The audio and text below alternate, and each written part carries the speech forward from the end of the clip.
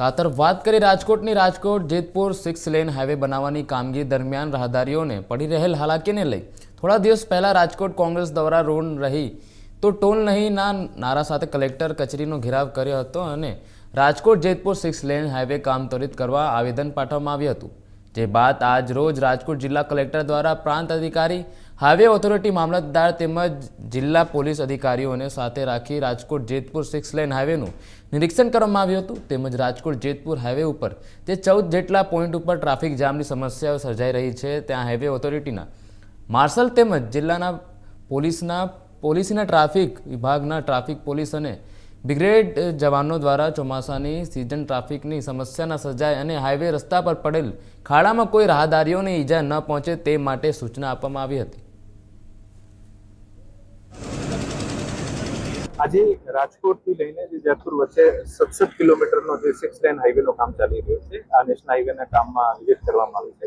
આજે national highway ઓથોરિટીના અધિકારીઓ, agency વરા ઇન્ફ્રાસ્ટ્રક્ચરના અધિકારીઓ, પ્રાંત અધિકારી, મામલતદાર અને ટ્રાફિક પોલીસના પણ અધિકારીઓના સાથે આજે વિઝિટ કરવામાં આવી રહી છે અને માનનીય સીએમ સાહેબના નિર્દેશ અનુસાર કે સ્ટેટમાં જેટલા પણ રોડના કામો ચાલતા હોય આની ગુણવત્તાનું મોનિટરિંગ થાય, જ્યાં ફોટોસ ડેવલપ થઈ ગયા છે આનું ત્વરિત સમારકામ થાય અને ટ્રાફિકના જામ નહીં થાય, માણસોને કોઈ પણ પ્રકારની અગવડ નહીં થાય, આને માટે પ્રશાસન દ્વારા વ્યવસ્થિત પૂરતા ઇંતજામ કરવા જોઈએ। આ કડીના ભાગરૂપે આજે આ હાઈવે ઉપર નેશનલ હાઈવેના અધિકારીઓ અને એજન્સીના અધિકારીઓ સાથે રાખીને ચર્ચા રિવ્યુ કરવામાં આવ્યું છે।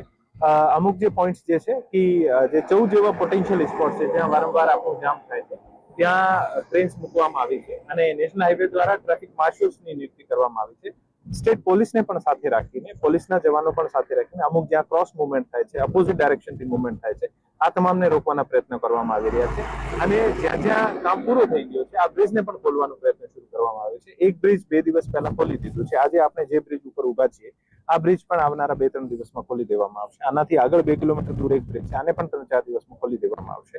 આમ સતત આ હાઈવેના ઉપર આપણે પ્રાયોરિટી રાખીને કેવી રીતે ટ્રાફિકનું ઇઝ આઉટ થાય, મુવમેન્ટ ઇઝી બની શકે આને માટે પ્રયત્નો કરવામાં આવી રહ્યા છે।